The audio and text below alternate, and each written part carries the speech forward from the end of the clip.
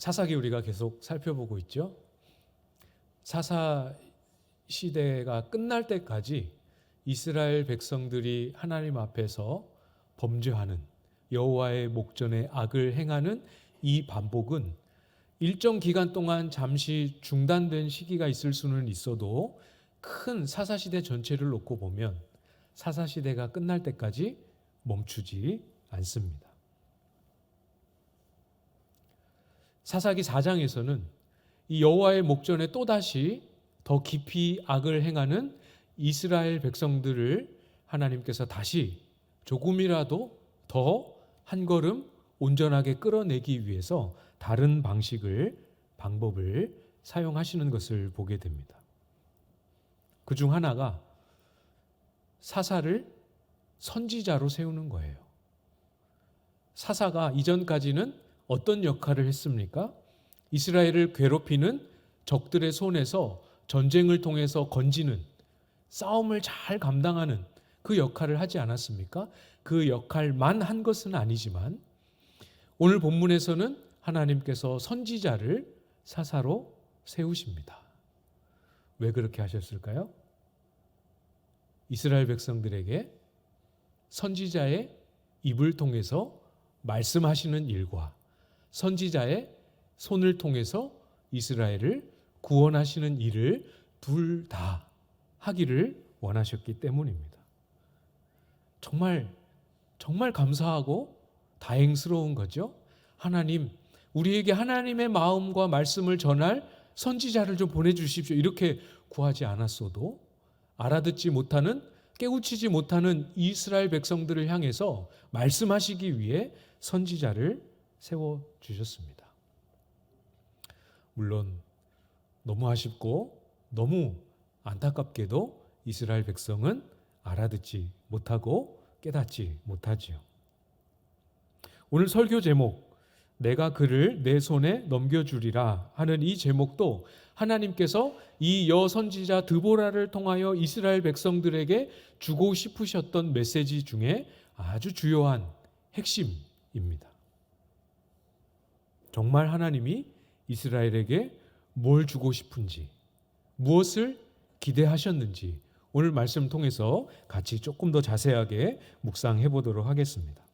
먼저 여러분 4절 말씀을 보시면 그때 랍비돗의 아내 여선지자 드보라가 이스라엘의 사사가 되었는데, 4절 한 절에 여자임을 나타내는 표현이 몇 번 나오고 있습니까? 한글에 그때 랍비돗의 아내 한 번 나오죠. 그 다음에 여선지자 이렇게 두 번 나옵니다. 한글 특성상 두 번밖에 할 수가 없어요. 한글 문법 특성상. 그러나 이 성경 원문에는 여성을 표현하는 이 표현, 어미 또 이런 것들을 다 동원하면 총 7번이 여성임을 표현하고 있습니다. 어떤 느낌인지 아시겠죠? 계속 이 4절 한 절을 기록하고 말씀하실 때 이 사람이 여자라는 사실을 7번 반복해서 강조합니다. 왜 여자라는 사실을 강조할까요? 또 하나를 더 살펴보시면 이 당시에 하나님 앞에 다시 또 범죄했던 이스라엘 백성들을 하나님이 다루시기 위해 하나님이 세우셨던 대적, 어떤 대적을 세우셨습니까? 드디어 이스라엘이 벌벌 떨만한 진짜 강한 대적을 세우셨습니다. 가나안 왕 야빈입니다. 가나안 민족이라는 것만으로도 이스라엘 백성들이 두려워할 만한 존재인데 그것만 있는 게 아니죠. 3절에 보면 가나안 왕 야빈의 군대는 철병거 900대로 중무장했습니다. 이스라엘 백성들이 이전에 경험했던, 사사시대에 이때까지 경험했던 그 어떤 민족, 그 어떤 나라, 어떤 군대보다도 강력한 대적이지요. 가나안에 철병거 900대로 무장한 이 대군을 마주하고 있는데 사사를 여자로 세우셨다. 이렇게 반복해서 말씀하고 있는 거예요. 뭘 강조하고 또 뭘 보여주고 싶으신 겁니까? 사사가 너희의 소망이 될 수 없다. 사사로 세워지는 그 사람의 됨됨이, 그 사람의 어떠함이 너희의 능력일 수도, 너희의 기대요, 힘일 수도 없다라는 사실을 말씀하고 계십니다. 하나님이 행하시는 구원, 이스라엘 가운데 하나님이 행하시는 하나님 나라의 일은 반드시 하나님의 능력으로만 이루어질 수밖에 없음을 본문은 가르쳐주고 있는 거예요. 사람의 자질, 사람의 조건, 사람의 능력, 사람의 수완으로 할 수 있는 일이 아님을 말씀하십니다. 우리가 기도하는 우리의 기도의 제목을 가만히 들여다보아도 똑같습니다. 우리가 간구하고 소원하는 것도 사람이 할 수 없는 일들 아닙니까? 할 수 있는 일이면 우리가 간구하면서 또 우리의 손으로도 같이 했겠죠. 사람에게서 나올 수 없는 일, 성경에 약속하신 하나님이 하시는 일, 하나님만이 하실 수 있는 일을 우리가 그렇게 간구하고 소원하고 우리가 교회를 위해서 기도할 때 그런 기도의 제목들로 기도하고 있지 않습니까? 진짜 하나님 나라의 일은 하나님만이 하실 수 있습니다. 전도를 한번 예를 들어서 생각해 볼까요? 전도에 대해서 두 글자를 제가 딱 이렇게 말씀을 드렸을 때 어떤 의미와 어떤 내용들을 떠올리시고 연상하시는지 모르겠습니다. 전도, 어떻게든 사람을 데리고 와서 이 예배당에 앉혀놓는 일. 성경은 전도를 그렇게 설명하고 가르치고 있지 않습니다. 그렇죠? 누가복음에 보면 죄인 한 사람이 회개하면 하나님의 사자들 앞에 기쁨이 된다. 이렇게 말씀하고 계세요. 사람을 잘 설득하고 권면해서 불러 모아서 예배당에 어떻게 하든 수단과 방법을 가리지 않고 불러와서 앉혀놓는 일은 여러분도 하실 수 있습니다. 사람의 손으로 할 수 있는 일이에요. 그러나 죄인 한 사람이 회개함으로 하나님의 사자들 앞에, 천사들 앞에 천국의 기쁨이 되는 일은 우리 힘으로, 우리 노력으로, 우리 재간으로는 할 수 없습니다. 전도라고 할 때 여러분 무엇을 떠올리시고 어떻게 이해하고 계십니까? 영혼을 위해 기도하고 부르짖고 기다리고 권면하는 그 모든 일들을 통하여 그 영혼이 죄인이었고 아직 하나님을 알지 못하는 그 영혼이 주님 앞에 돌아오고 하나님을 믿지 않았던 지난날의 삶을 진심으로 뉘우치고 주님께 회개하며 나아오는 진정한 하나님의 역사가 그 영혼 속에 일어나도록 우리가 기도하고 복음을 전하는 일이 전도이지요.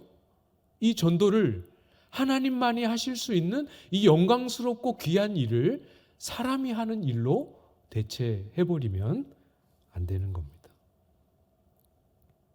그래서 우리는 더더욱 더 간절히 기도해야 하는 거죠. 우리가 어제 온맘 기도회 할 때 많은 분들이 오셨죠? 30명 이상이 오셨습니다.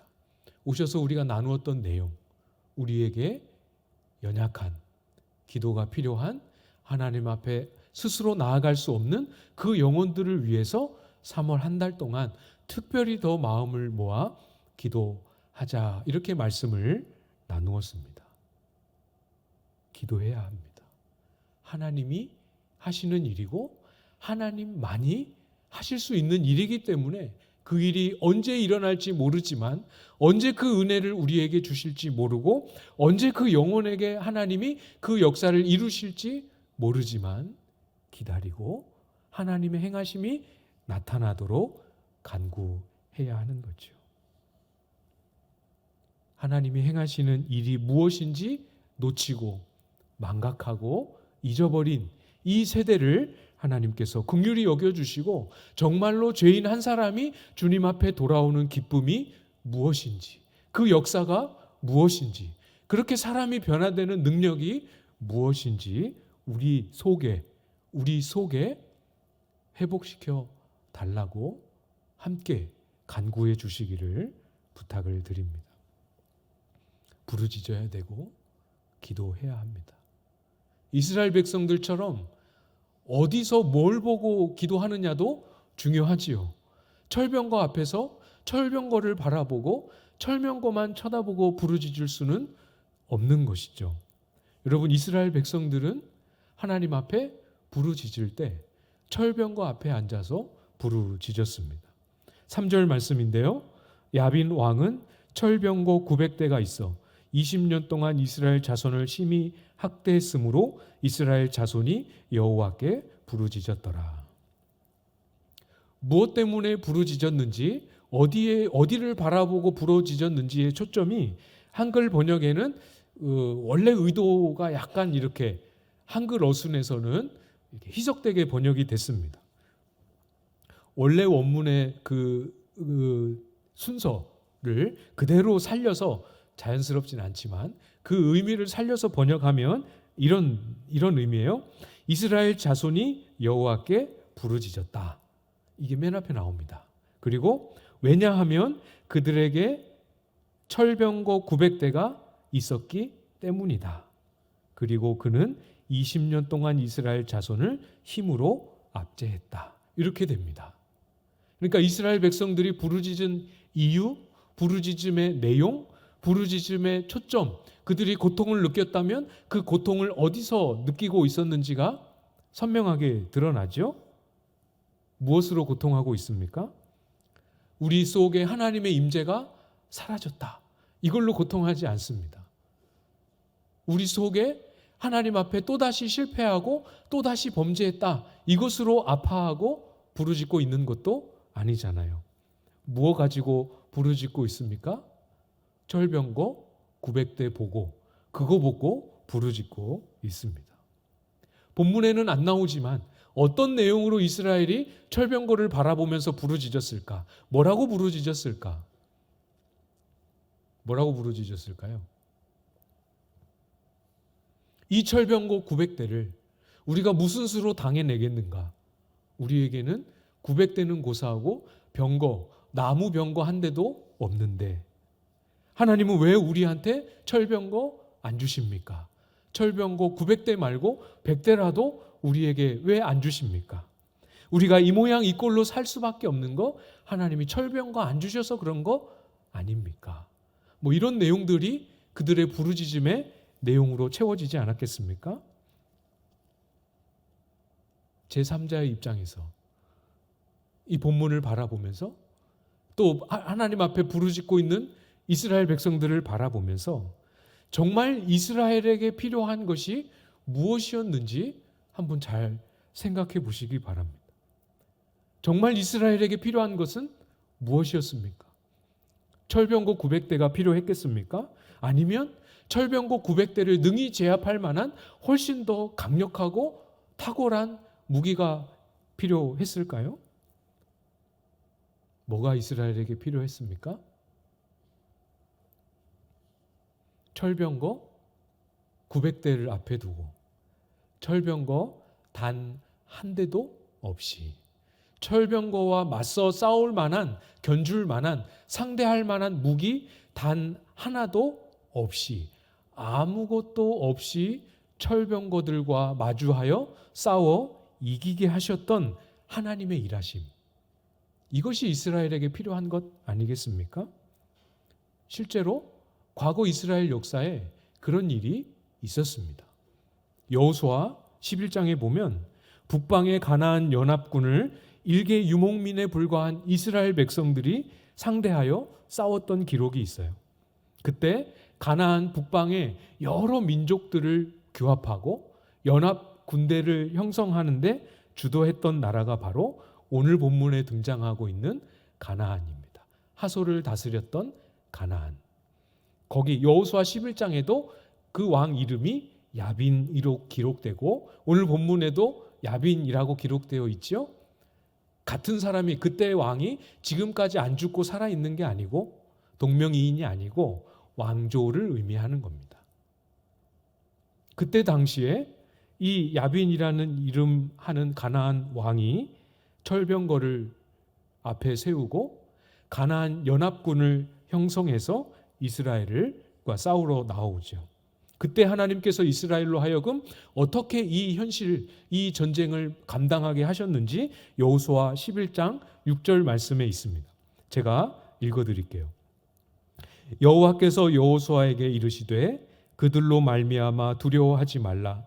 내일 이맘때에 내가 그들을 이스라엘 앞에 넘겨주어 몰살시키리니 너는 그들의 말 뒷발에 힘줄을 끊고 그들의 병거를 불사르라 하시니라.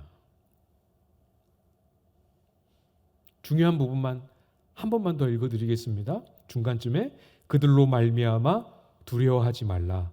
내일 이맘때에 내가 그들을 이스라엘 앞에 넘겨주어 몰살시키리니.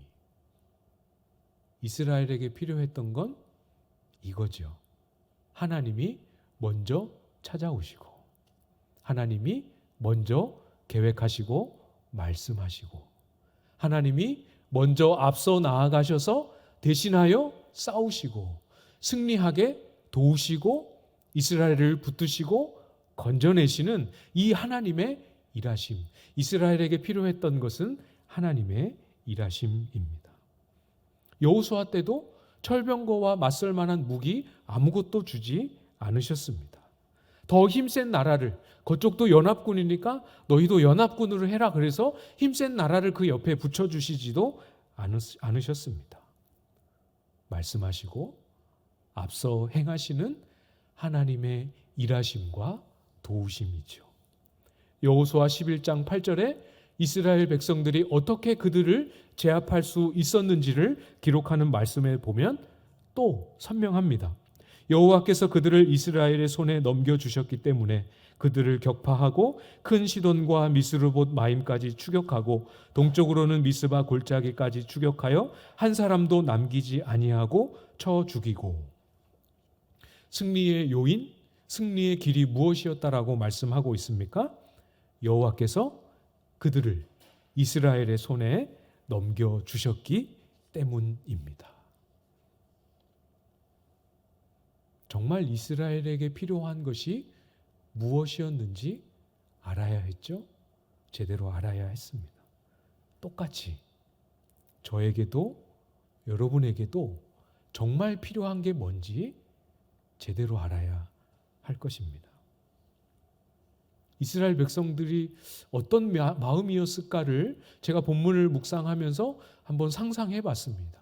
아마도 이스라엘에게는 이미 너무 아득한 과거가 되어서 이게 진짜 그런 일이 있었는지 그냥 조금 과장하고 꾸며낸 일인지 싶을 정도로 너무 아득한 과거가 되어버린, 그냥 옛날에 그랬다 하더라 할아버지 할머니가 들려주셨던 이야기 정도로 이해하고 있는 여호수아 시대의 영광스러운 하나님의 역사하심. 이것이 그냥 옛날 이야기가 아니라 지금 그들의 삶 속에 일어나야 할, 그들의 삶 속에 회복되어야 할 하나님의 역사라는 사실을 이스라엘은 알았어야 합니다. 우리에게도 똑같죠?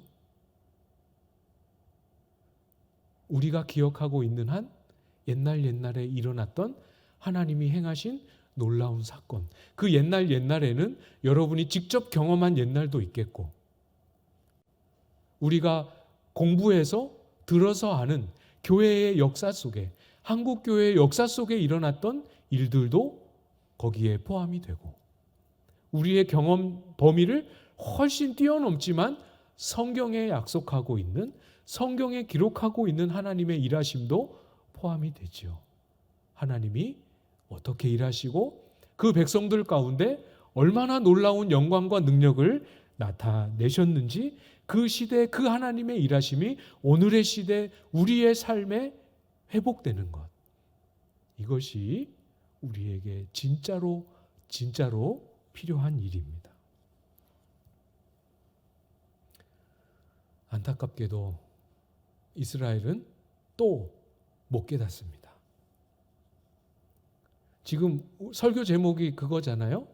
하나님이 그들을 우리의 손에 넘겨주셨다라는 말씀이 여호수아 11장에서 주셨던 말씀과 똑같이 이스라엘에게 오고 있잖아요. 7절 말씀입니다. 내가 야빈의 군대 장관 시스라와 그의 병거들과 그의 무리를 기손강으로 이끌어 내게 이르게 하고 그를 내 손에 넘겨주리라 하셨느니라. 하나님이 먼저 찾아오셨어요. 물어보지 않았는데 먼저 말씀하셨습니다. 똑같이 그를 내 손에 넘겨주리라. 여호수아 시대 때 하셨던 말씀과 똑같이 말씀하셨습니다. 얼마나 기쁜 일이에요. 얼마나 영광스러운 일입니까? 이 말씀을 하시면서 하나님이 뭘 기대하셨겠어요? 단순한 승리도 있겠지만 여호수아 때 이스라엘 백성들 가운데 경험했던 하나님의 놀라운 임재와 영광스러운 하나님의 능력, 그 시대, 그 찬란한 영광을 다시 회복시켜 주시기를 원하시는 그 하나님의 마음도 함께 담겨 있는 것 아니겠습니까? 이스라엘은 눈치채지 못했어요. 그게 얼마나 큰 긍휼인지, 그게 얼마나 놀라운 은혜이고 기회인지, 하나님이 새로운 시대를 열기를 원하시는 마음이 얼마나 뚜렷한지 그들은 눈치채지 못했습니다. 너무 안타까워요. 이 사사기는 계속해서 안타까운 모습들의 연속인데, 그래서 좀 아쉽지만 그래도 봐야지 어떻게 해요. 8절 말씀 같이 한번 읽어볼까요? 8절입니다. 시작. 바락이 그에게 이르되 만일 당신이 나와 함께 가면 내가 가려니와 만일 당신이 나와 함께 가지 아니하면 나도 가지 아니하겠노라 하니. 드보라가 바락에게 하나님이 이렇게 말씀하셨다. 전쟁하러 나서라. 이렇게 했을 때 바락이 대답한 내용입니다. 여기서 당신이 나와 함께 가지 아니하면 나도 가지 아니하겠노라 할 때 당신이 누구겠습니까? 그러면 누굴까요? 하나님을 향해서 하는 말이 아니고 드보라입니다. 자신에게 하나님의 말씀을 전해주었던 여선지자 드보라.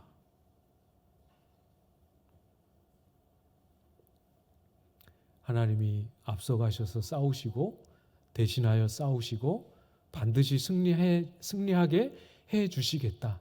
하나님만이 하실 수 있는 일을 너희 눈앞에 펼쳐주시겠다 하는 약속의 말씀 앞에서 하나님 말고 하나님이 함께 해주시는 것은 바락의 마음에 아무런 영향을 미치지 못하고, 드보라여 당신이 가시면 가겠고 당신이 안 가면 저도 안 갑니다.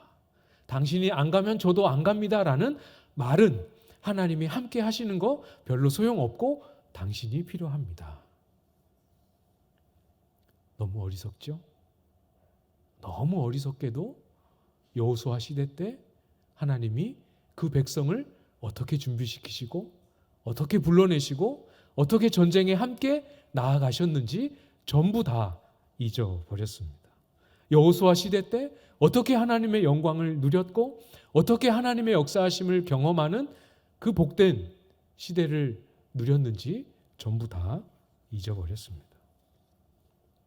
하나님이 행하시는 놀라운 일과 영광과 역사, 그것에 대한, 그것이 회복될 것에 대한 기대도 소망도 신뢰도 하나도 없는 모습이죠. 제가 신방을 하면서 참 재밌는, 제 마음에 재밌는 인상을 받는 것이 있습니다.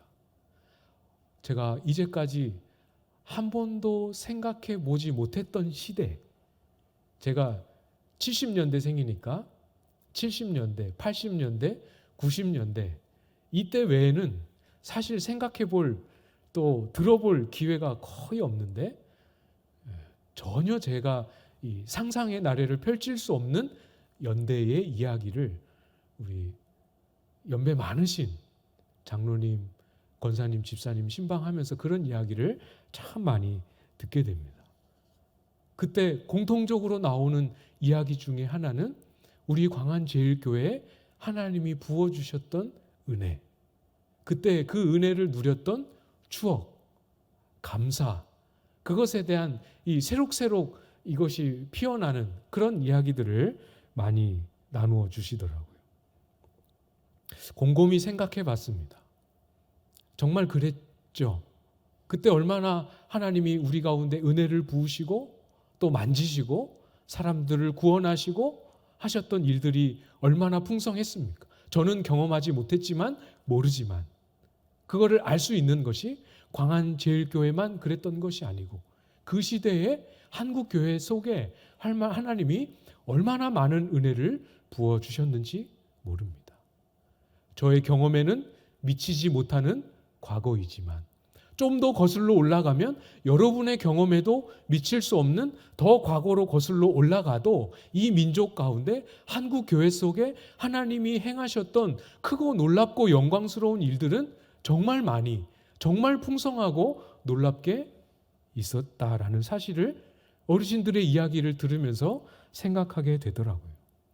단순히 과거를 추억하는 것이 아니라 단순히 우리가 과거에 누렸던 그 은혜를 회복하는 정도가 아니라 교회 가운데 우리 교회뿐만 아니라 이 시대의 한국 교회 가운데 그 역사 속에 하나님이 행하셨던 그 크고 놀라운 일들을 우리가 잘 기억하고 그 하나님을 붙잡고 바라보고 그때 행하셨던 그 일들이 오늘 우리에게 지금 이때를 살아가는 2024년을 지나가고 있는 우리의 진정한 필요임을 하나님 앞에 목 놓아 고백함으로 이스라엘 백성들에게 그들을 내 손에 넘겨주리라 하실 때 너네 승리하게 해줄게, 이기게 해줄게, 적들을 물리치게 해줄게, 이 약속만이 아니라 여호수아 시대 때 누렸던 하나님의 영광스러운 그 은혜의 때를 다시 회복시켜 주시기를 원하셨던 그 하나님의 마음을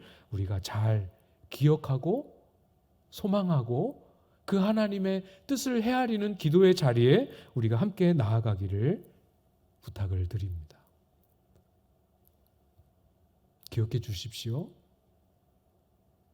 하나님께서 우리에게 그 영광의 때, 그 복되었던 은혜의 때를 회복시켜 주시기를 얼마나 기뻐하시고 얼마나 열정적으로 원하시는지 우리의 어떠함 말고 그 하나님의 마음, 그 하나님의 소원함을 신뢰하고 기억하면서 끝까지 그 일을 우리에게 이루어 주시기까지 포기하지 않고 신실하게 부르짖으며 나아가는 저와 여러분들 다 되실 수 있기를 주님의 이름으로 축복합니다.